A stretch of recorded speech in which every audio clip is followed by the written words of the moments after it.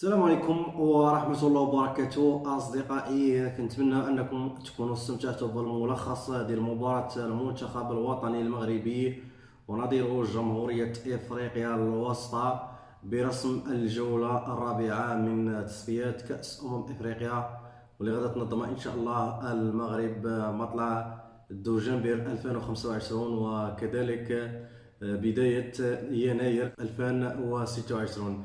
إذا مباراة المغرب وجمهورية إفريقيا الوسطى تنتهي بفوز المنتخب المغربي بعد الفوز في مباراة الذهاب والجولة الثالثة ب5-0. المغرب اليوم يفوز بحصة 4-0. الأهداف اللي جاوا عن طريق اللاعبين إلياس بن صغير اللي سجل ثنائية رائعة، وكان هو الرجل ديال المباراة بعد التحصل ديالو على 9 ديال النقاط حسب موقع سوفا سكور.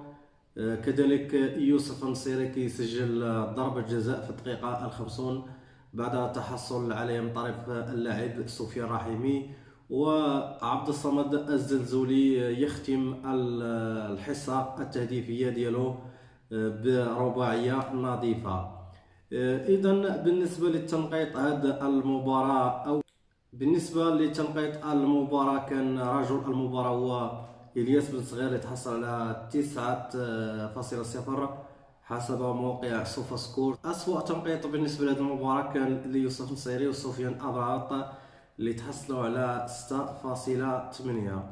إذن بالنسبة للمنتخب الوطني المغربي فمباراته القادمة إن شاء الله غادي سيواجه منتخب ليسوتو، المباراة اللي غتكون إن شاء الله في شهر نوفمبر القادم. بالنسبة للمنتخبات المتأهلة حتى الآن، منتخب بوركينا فاسو الذي تأهل بالأمس، كذلك منتخب الكاميرون ومنتخب الجزائر ومنتخب مصر، بالإضافة إلى المغرب البلد المستضيف. إذا أصدقائي، كان هذا هو ملخص المباراة التي جرت بين المنتخب المغربي ومنتخب جمهورية الوسطى. أتمنى هذا الفيديو أن ينال إعجابكم. لا تبخلوا علينا بالاشتراك في قناتنا هذه وتفعيل زر الجرس لكي يصلكم كل جديد.